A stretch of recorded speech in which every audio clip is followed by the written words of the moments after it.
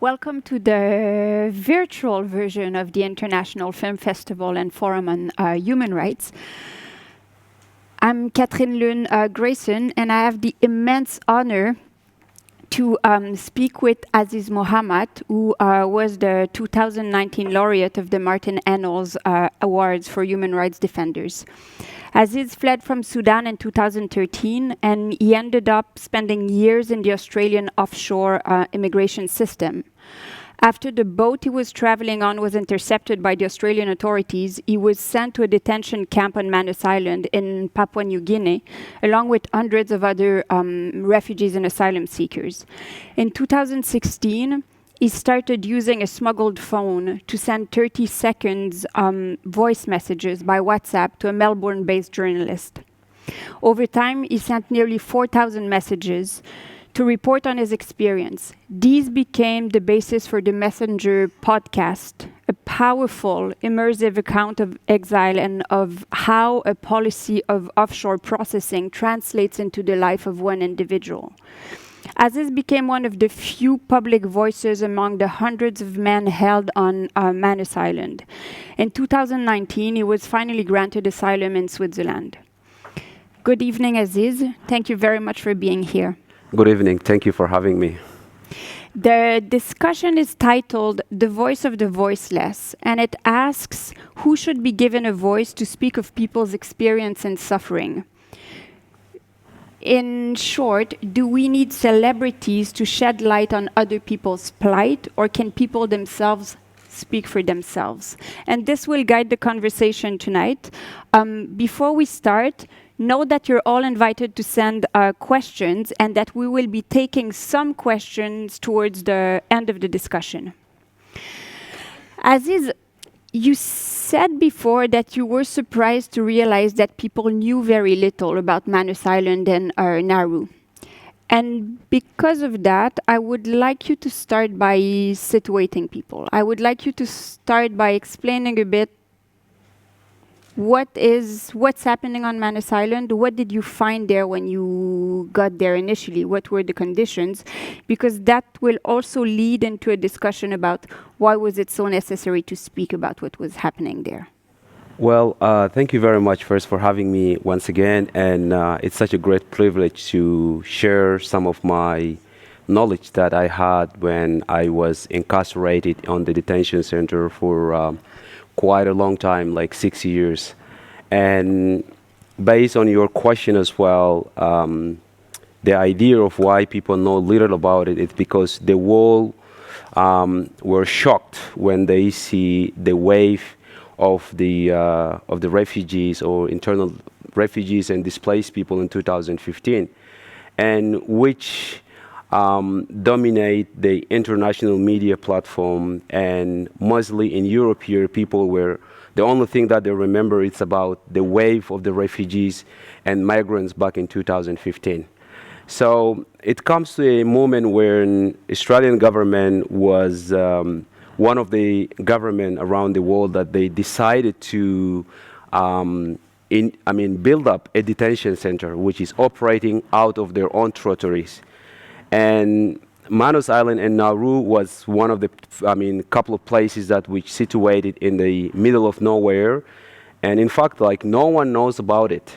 And also the reason why people don't know about it is because everything was restricted. Journalists were not allowed to come to the place, and not even the staff member who were part of that system were not allowed even to report out of the center. So that left us, we as an individual who is incarcerated in that place, we found ourselves that our voice are short. We are not able to send our voice to people outside of that place, and also we are not able to communicate because all the communication line is being cut off. Speaking of the situation on the island, if you ask me to rephrase it or even to make it shorter for the public to understand, it's just like living in a hell. And among the people who live together, we live together in that place, we prefer to be in prison rather than being in the detention center. Because one of the things that why I say why prison is because in prison you know how long you're going to be there. In prison, you know, at least You know the time frame, and also you can utilize that time to build up something for yourself. But in that place, like Manus Island and Nauru, you are in a deep hole. And that hole, it's full of misery, torture, and trauma. And that hole, every time you're trying to crawl out of that hole to just, push your hands out and ask for people to grab your hand, you feel like there are some people who are like just pushing you down. You don't get a way to say anything or even to save yourself. Conditions. In terms of, speaking of the humanity, we lived with the guards from the special or like private sectors such as G4S, Wilson. We had G4S and then it changed to a Wilson security guard and then it changed to a Paladin, and it's just going on and on and on and on. Because each of those peoples, once they come, they have no clear idea of how they can build up a bridges between the vulnerable peoples and themselves.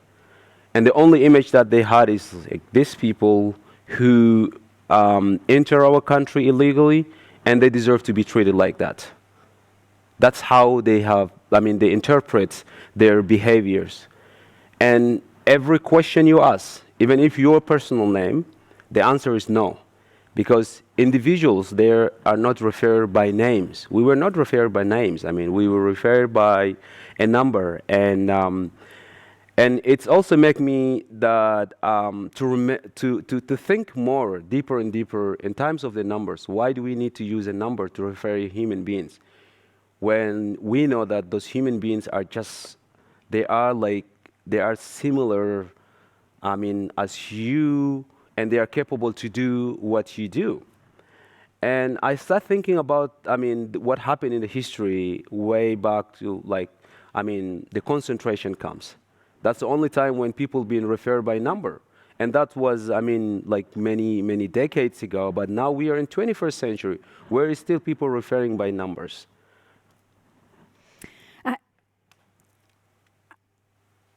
I find it striking that you make the parallel with the concentration camps, and I think anyone would, because the question of numbers is very reminiscent of that.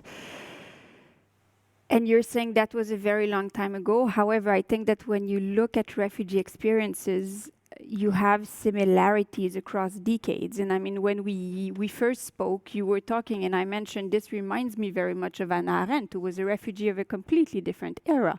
But what she was describing in terms of losing your voice, losing your identity, is very, very similar to what you're describing decades later. So I think there is sadly a very strong connection between those refugee experiences. But very early on, when you arrived in Manus, it became extremely important for you to be able to speak out.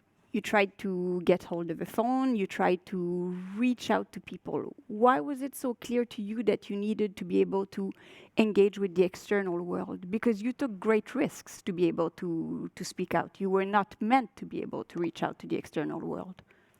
Well, shortly I can say, when you have the ability to do something, you better do it. Don't wait for someone else to do it for you.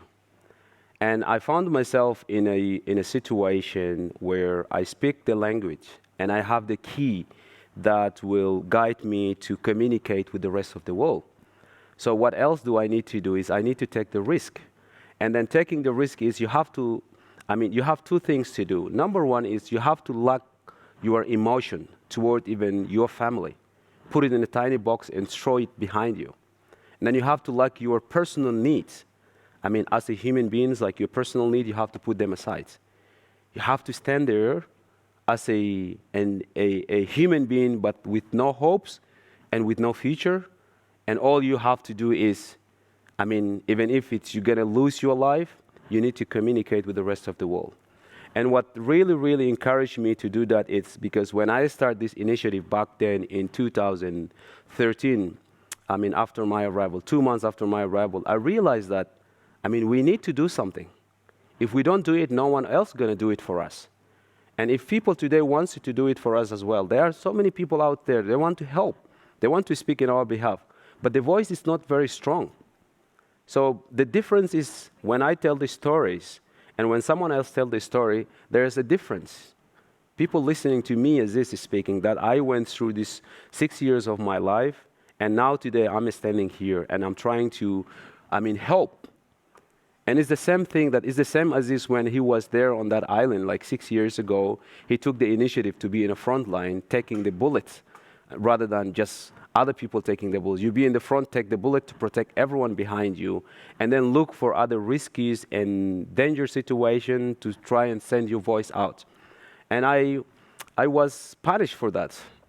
I was punished for that. But the good things for me was that at the moment, I was very well prepared, because I was very well prepared and I was expecting the punishment to come to me. So which means I wasn't like afraid, and I know even the reason why they want to punish me is to break me down. But they just make me strong. They forgot that every time they push me hard, rather than making me weak, I feel like I'm just getting strong. Every day I wake up, despite we were not used to see strange people. We were not used to communicate with the strange people. We were only used to communicate with our friends, which you know them. You see them for every day of every month of the 6 years that you lived. You wake up in the morning, you know your friend, you see. And when you look at his face, you see many things. You see the sadness, you see the sorrow, you see the blaming, and you see someone which is completely broken. And what I do, I use that moment to flip it over, to tell them that we are not broken. We still have a chance, but let's just be together. So to some extent, you had lost your home, your family, you had lost a lot of what makes us social human beings. I mean, your place in the world, more or less. And the one thing you had left was your ability to speak. And this is what you were willing to fight for, to keep, as far as I understand. Because you're saying people were broken, and I didn't want to be broken. And not to be broken meant that I needed to be able to continue speaking for myself. I mean, honestly, let me also rephrase something. Like when we hear the word refugee, what comes to our mind first? When we hear the word, the crisis of refugees in Africa, we think of it like, we think of it in a different way. And then when we hear about the crisis of the refugees in the Middle East, we think of it also a different way. And then in one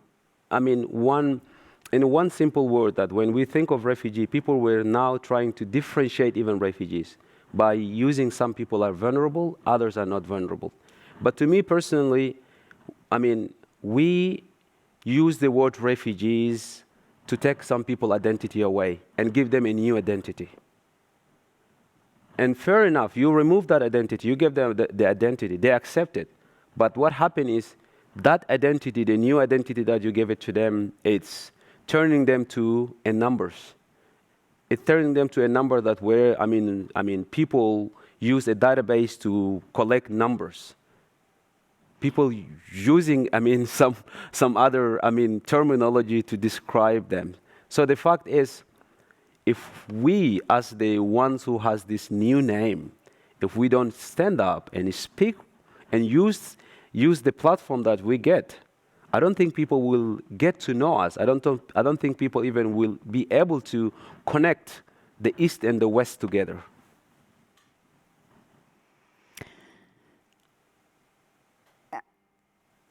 What you're describing there, to me, very much speaks of, how do you reduce people to bare life, to these are human beings that survive, but they're not necessarily citizens with political rights and a voice and so on.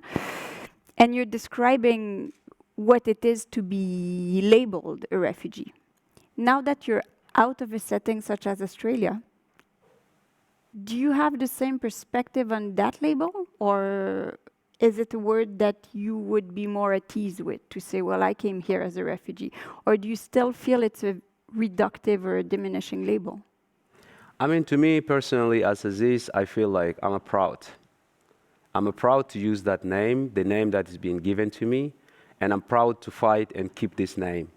I know I have my own names, but using the names like being as a refugee is not a shame. We have to accept. And this is one of the major issue now we have even among the refugee communities, that people are not able to accept the fact that the label that you had, you need to keep it. Don't be ashamed of using your labels. And many of them, they have a reason to not to keep their names, not to keep this label of refugee. Because when you come to the hosting countries, first you get, isolated from the community or the society. You don't get to, to integrate. You don't get to feel like you are really part of it. Because the moment you use that label of refugees, people will step away from you, which has become like, a painful that, and it's really hard for us to teach people if we don't accept even the label that, rather than, if we don't accept the label of the refugees, first, we need to accept it, then we need to transfer to other people to teach them that, look, it's not bad to be a refugee. And we can give them some example that there are some refugees who are now today are leading the world. Politicians, business people, soccer players, celebrities, and they are refugees, and they are proud to be a refugees. Now going back to Manus. So you managed to establish contact with a journalist in Australia. You actually established contact with an NGO before that to speak of your situation. How did you manage to trust people that you didn't know when you were in a situation where I assume trust was very difficult to build towards those that were holding you there and so on? And you had to trust those people enough to be able to establish a contact and then to tell them rather personal things. So how did you manage to feel that they were trustworthy enough to engage in a dialogue with them? To be honest, trust it doesn't exist in our dictionary back in the days. But the only one thing that which exists in our dictionary is we have nothing to lose. Because you have to connect the two experiences together. When you sign the death contract, and when I refer to death contract, which means when you get on the boat, you spend days and nights until you get to a point that you think, when you get to that point, that people will be there to save your life. But the fact is people were, they put you in a prisons, and then they start traumatizing you, which is a psychological, trauma, and then end up to like a systematical torture. So that takes the trust away, that takes the hopes away, that takes everything away from you.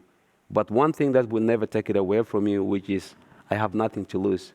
So for me, when I first time I sent an email to that an NGO CEO, Ian Rinto. What I did was, he asked me, how do you trust me? And I said, look, I have nothing to lose. If you are there to help, carry on. If you are not there to help, I will look for someone else. It doesn't bother me. And he said, what if I report you to the authorities? What else are they going to do? I'm already in a prison. So which means there's no difference. That's why when you are in a situation like that, don't think of trust and don't think of hope. All you can think of is, think of how to survive and how you can manage to send things out of where you are to the place where you want people to hear your voice. You've been out for about a year now. How has it changed you to be in a different place? And then how has it been to leave, knowing that some people were left behind? So to some extent, you were among the lucky ones. And you were among the lucky ones, in part because you spoke. You became someone who was known. This is why you were granted an award. This is why you traveled to Switzerland, and this is why you were able to claim asylum. So all these elements are connected, and I would assume you have very mixed feelings because, of course you want to be out of there. But there's that tension because other people that you were speaking for were not able to leave when you were able to leave. So how did that leave you? Well, if I can make it in a very simple way, I would say that left me with two things. Blame And I blame myself. That's the first time when I left the place. And the second thing as well, I start thinking of my my individual as this. I'm no longer there. And who will replace me and who will be in a position to carry on the fight.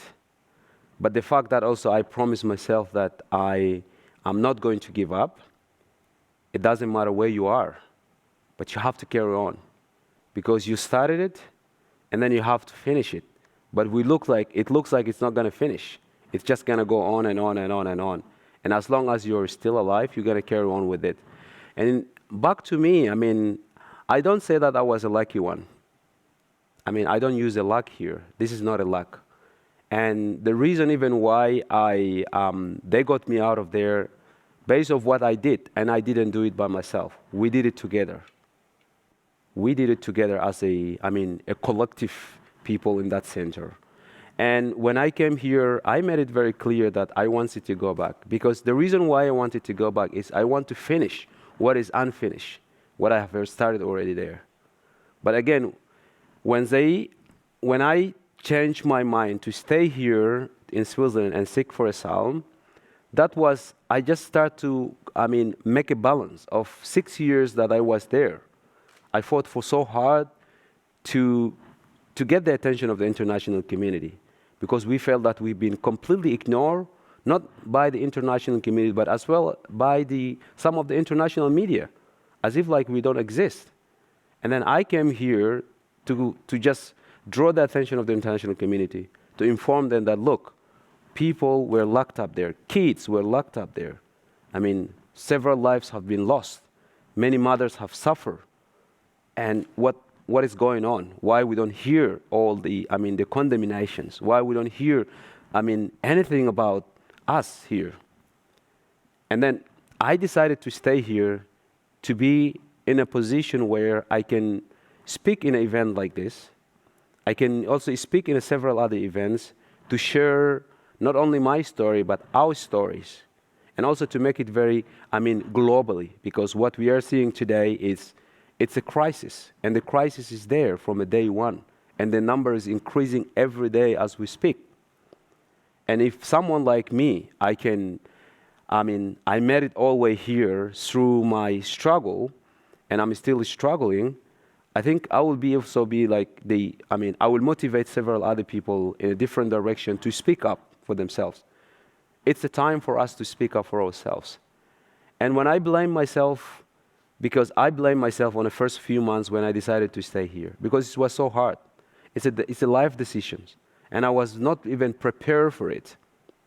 I was notified 3 days before my departure that I'm leaving, which left me, in a limbo. I don't know whether I will stay, whether I will come back. They just told me you were leaving. And it's kind of like a very mixed feeling. But at the end of the day, I'm glad that I got this opportunity to stay here, and I'm glad that also I managed to put out what people were not aware of it. So I'll apologize. You're absolutely right. I should not say you were the lucky one. You're right to correct my language. No, it's all right. No, but you're right. Obviously, you were not the lucky one in terms of finding yourself in such a situation. But to me, and this is why I was speaking of attention, because there is a point where indeed you suddenly have a prospect that is giving you another platform to speak, but also means that there are other life opportunities and so on. If we come back to the question of who should be speaking for people, I wanted to hear you on how do you feel about the idea of being represented by others? Because this has been quite a trend in terms of using celebrities to speak for refugees, to bring attention to their cause and so on. And I was curious to hear you on how do you feel about that way of trying to attract attention to refugees themselves? Do you feel it's a compliment to the voice of refugees themselves? Do you feel it's overshadowing the voice of refugees themselves? So what's your perception of those goodwill ambassadors, so giving celebrities the floor to speak for refugees and in the name of refugees? Well, firstly, let me say thank you for all those celebrities who took the initiative to stand up and speak. I mean, be the voice of the voiceless peoples, and also for being us a goodwill ambassadors. I think it's a great initiative that we saw. I mean, back in the years, we saw many celebrities. They stood up and they're trying to represent us. But the fact is, we have to think of it from a different angle, where the celebrities were speaking on our behalf for several years now. But what is the outcome? What is the outcome? And I know they're right when they took the initiative, because there is a media. They have the media attention. And also they are using their own, public, their supporters. Their supporters to draw their attentions, which is they're trying to connect. But I also think, like, for us as refugees, we were pushed back. It's not only pushing back, the society, Western society pushed us back. That's first thing. And then they took our identity away from us. And then they gave that identity to someone else, and someone else is using that identity. So we feel like we have no identity. So you feel it's depriving you of your voice. It's depriving you of your ability to speak out and represent yourself, on the one hand. On the other hand, you're saying, well, thank you for trying to bring some attention. So how do you reconcile those two ideas? Well, we are living in a very, complex world that we feel like those, the people, like the celebrities, they made us like invisible, because when they use the voice of the voiceless, they made us invisibles. But I think there are many other ways, many other channels that we could use, both as the celebrities and as the refugees, the people who have the voice, with the voice, the victims. We can team up together. And if we team up together, because we know today the medias are not interested to listen to the refugees. Because when you say refugees, media will think of two ways.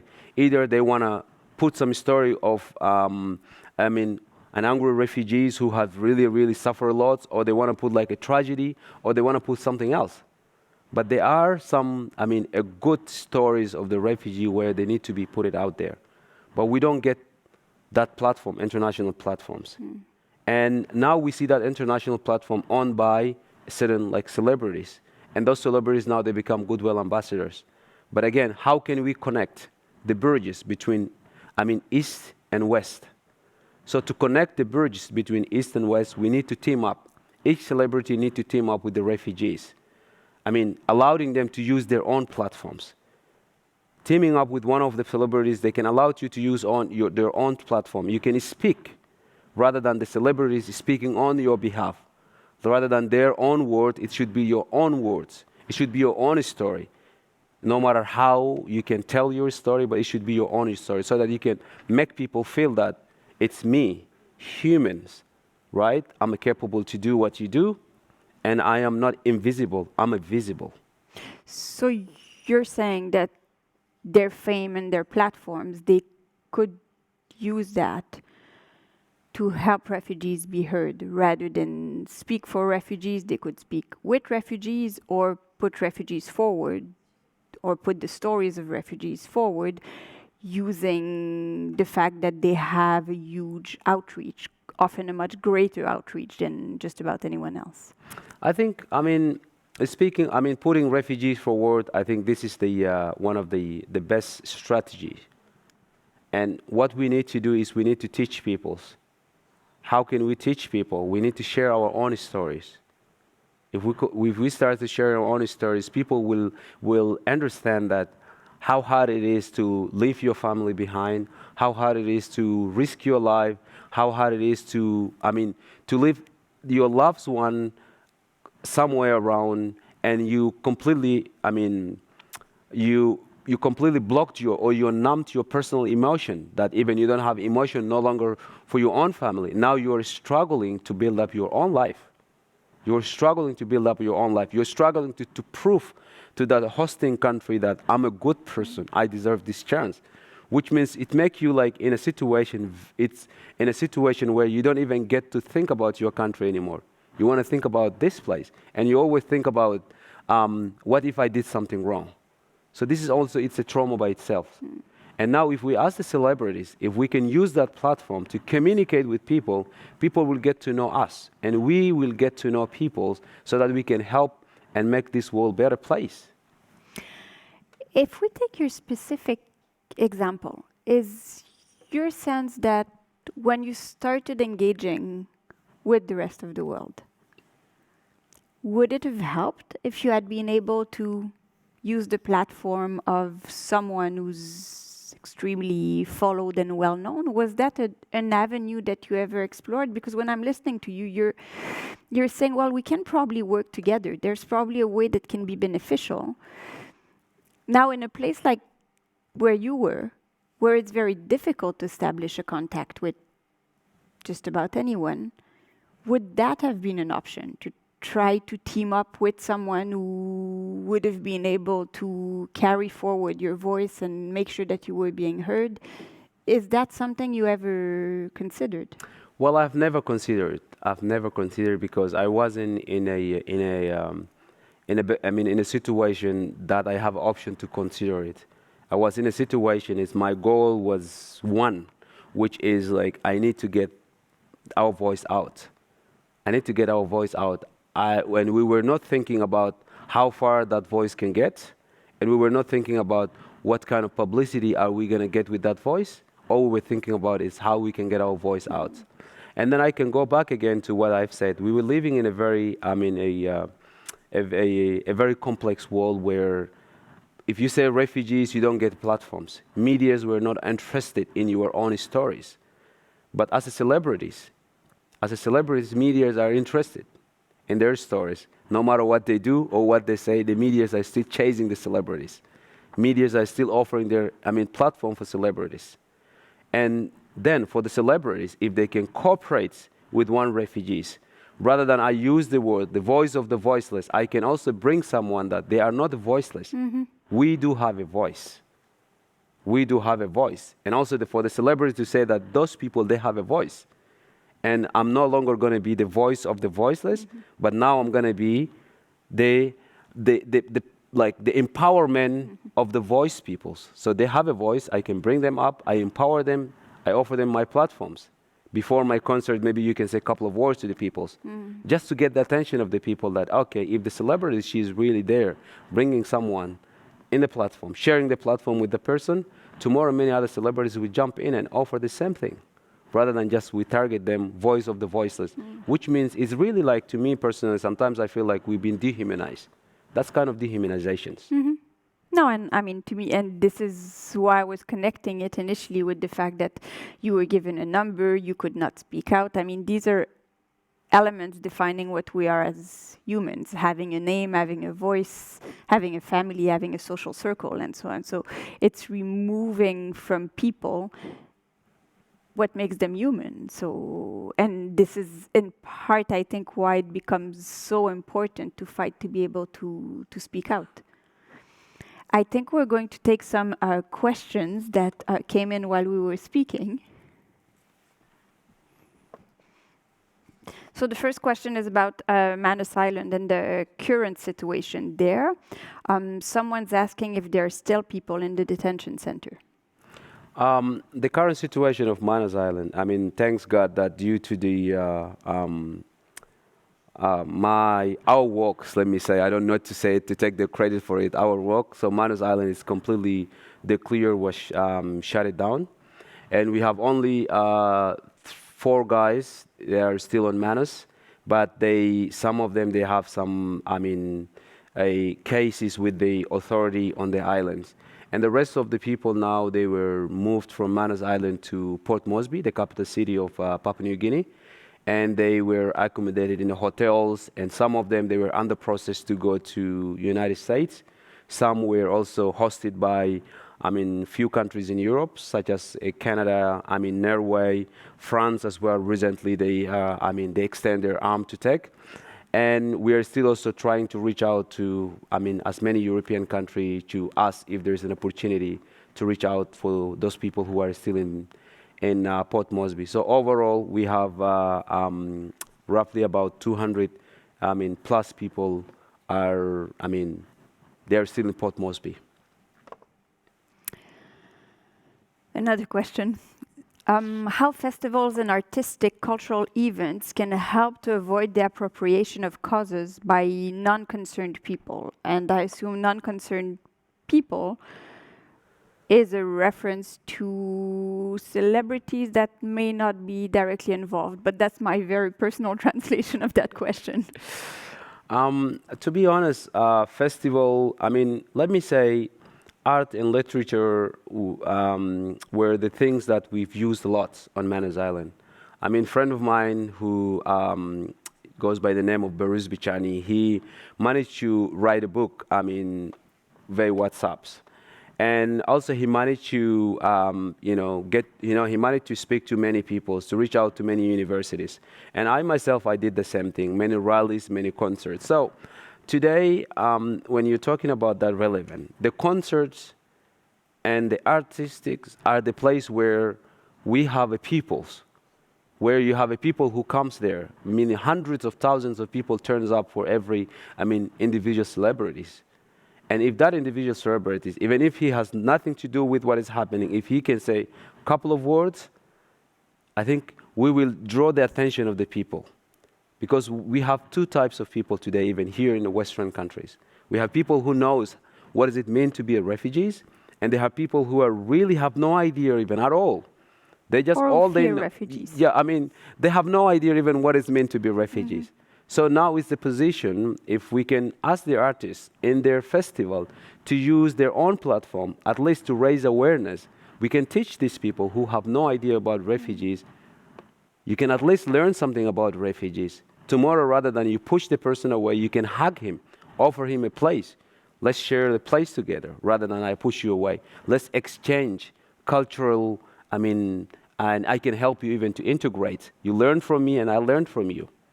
And that's the way how we can even build this wall. Otherwise, we just now seeing that every day we listen to the media and we panic by the numbers that are increasing. Today we have 7.8 million people still displaced, and the number is just going on and on and on. And then we have now what happened here in Greece. Europe are shaking. Mm-hmm.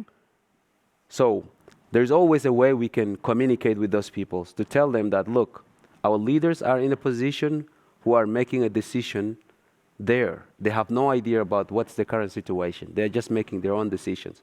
So what we need is we need to get people to come up and tell their electorate, tell their leaders that, look, that's not what, it's not right, your decision. You have to change that decision. Make it easier. Make it easier for people to access travel.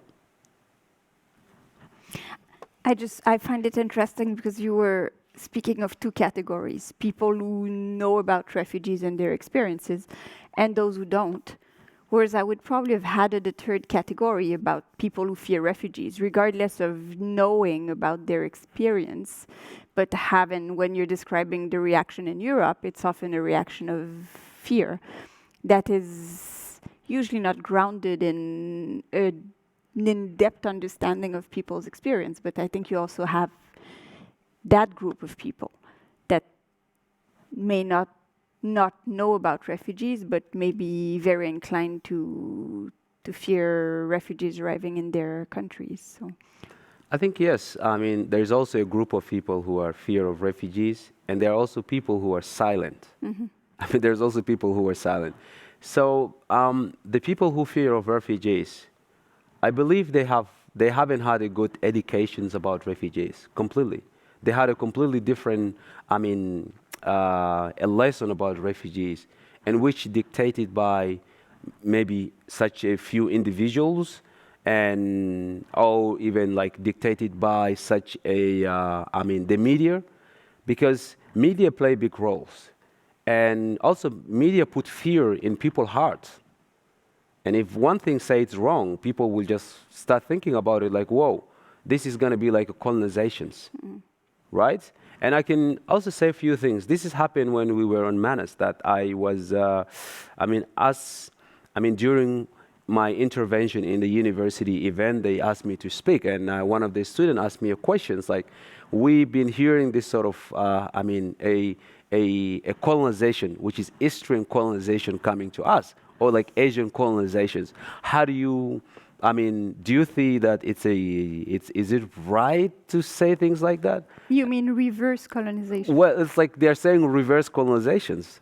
That's the thing. So my answer to her was, that's not a reverse colonizations. How do we even say colonization? When we talk about colonization, we are talking about a different subject. So for the people who are really fear of refugees, I believe that they have no knowledge of refugees. They have no connection with the refugees. So it's our duty as refugees, it's our duty for those who have a voice, those refugees who have a voice, to teach them. And I'm one of the people that I'm really happy to sit with one-on-one with everyone who wants to know about refugee. I can give you a big background.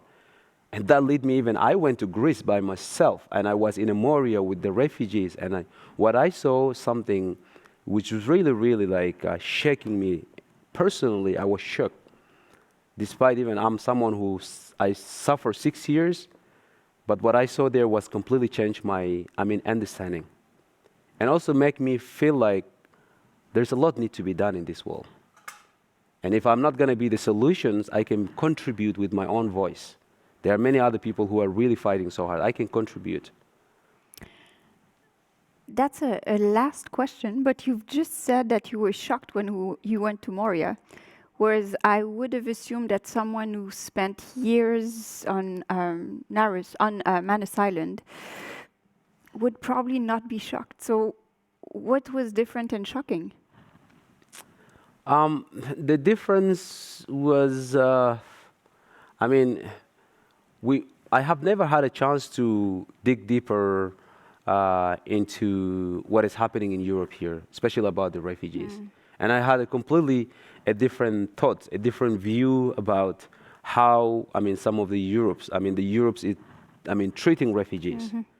The only image that I had is 2015, where the door is open, 1 million people are resettled. That's the only image I had. But when I step into Moria, there was a strong contrast. There's a strong contrast. And the contrast was, I thought that people would be offered a shelter. People were offered food. The basic needs like medical treatments and all these stuffs. But when I stepped into Moria, I walked from the point to the other point, and I stayed for few days, keep going in and out. One thing that I learned, it's either Europe's, they're aware of what is happening in Greece and they're just pretending that they have no idea, or they are complicit with the Greece government, and they left Greece alone on that position. Because what I saw there, especially what shocked me, is the kids and the women. In Nauru, in Manus Island, thanks God, we don't have a kids or neither women. But in Nauru, women were offered a privacy. Women were offered, at least a space where she know that that's her space. But there's no privacy. In Moria here, and we're speaking about Europe, in Moria here, there's no privacy. Women and kids, girls wearing diapers to sleep at nighttime. So they didn't have to go out They didn't have to go out because there's a lack of security.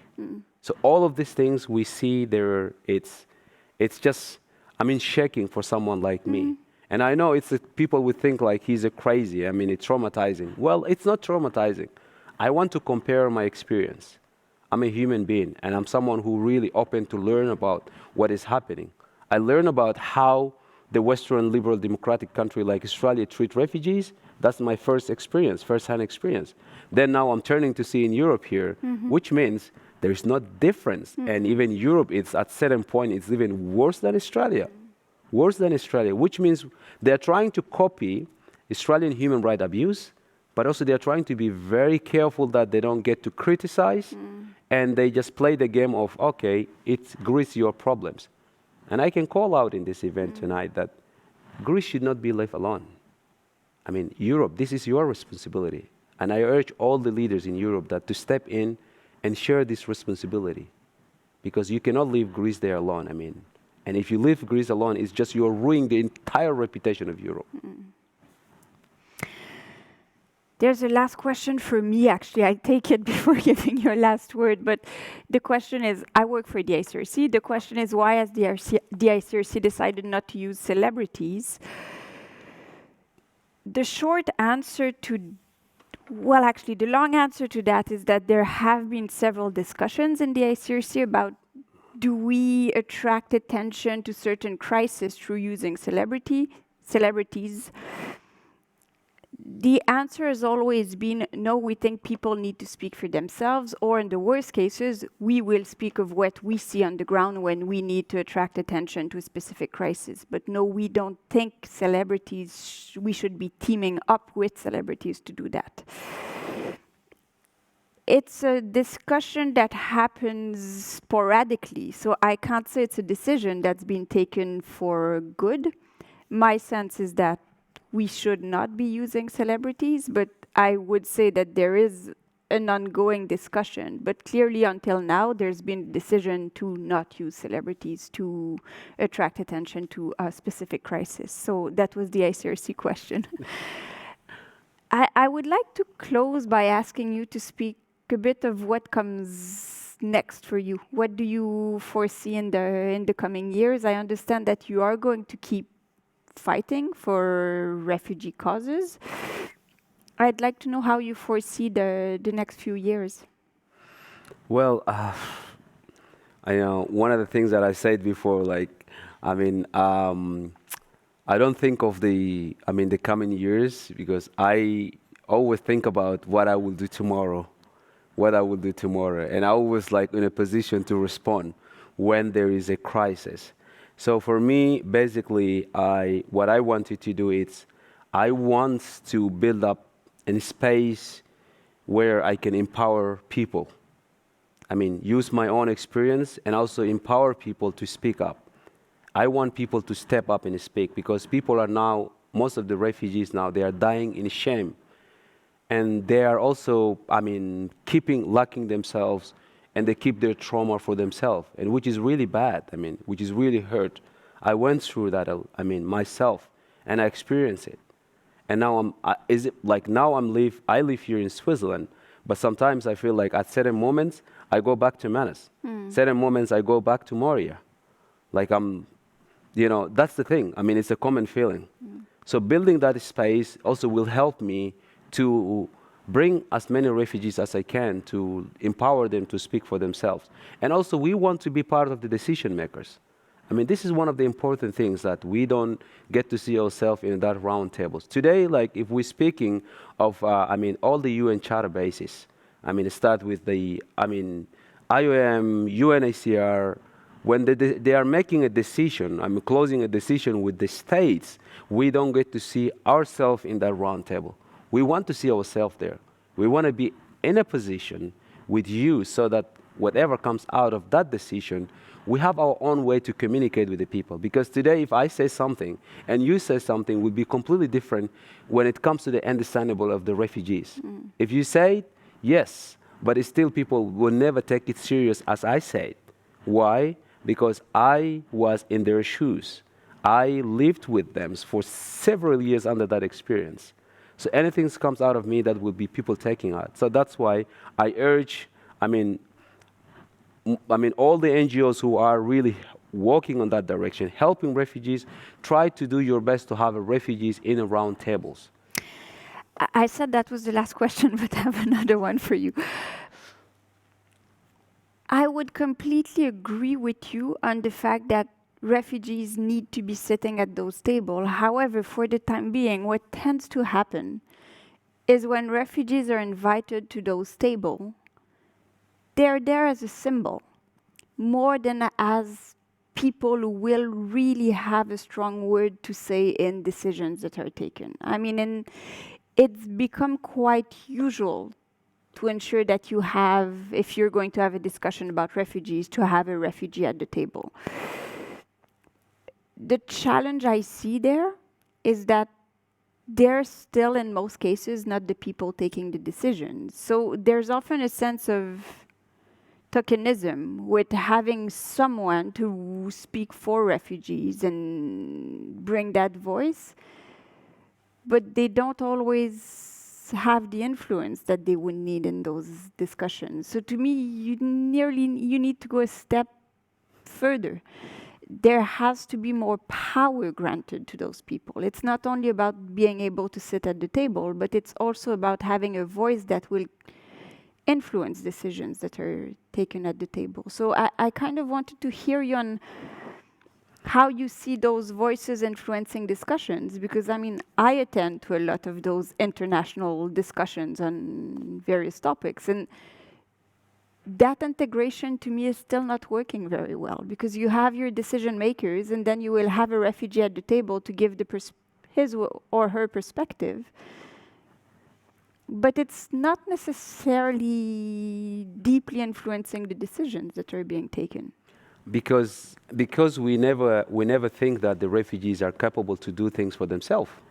That's the reason why they are not their words is not really being taken as seriously. People think that we are not capable. We don't understand how. I mean, we don't understand about the mechanism, the UN mechanism. We don't understand about, I mean, the international law. But the fact is, having refugees in the round tables for certain like in NGOs, what they need to do is they don't need to, I mean, tells the individual what to say in that round tables. They need to offer him a space. Let him even say, even if like 2 words out of his own personal understanding, he will say. And if you want him to be as a vocal, I mean, and as effective in that round tables, you need to empower that person. What we are looking for is an empowerment. Empower them and let them speak. And I can say other things that in the Human Rights Council today, I mean, we don't have a refugee who have like an ECOSOC to speak there. So you have to go through an NGOs. And then coming through an NGOs that there are certain things that you don't need to say it, and there are certain things you should say it.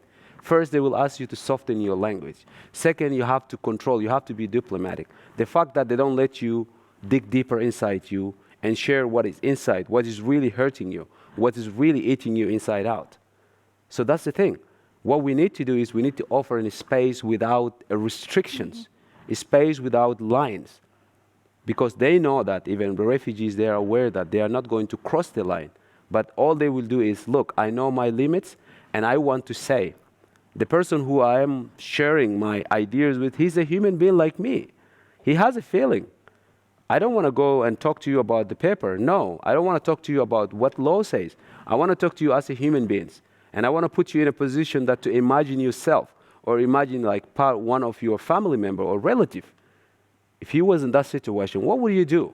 Simple questions. And you will see the person will start mumbling. I know there is a rule, I know there is everything, but at the end of the day, we need to have the human connection. That's who we are. As a human beings, if we don't have that connections, papers are nothing.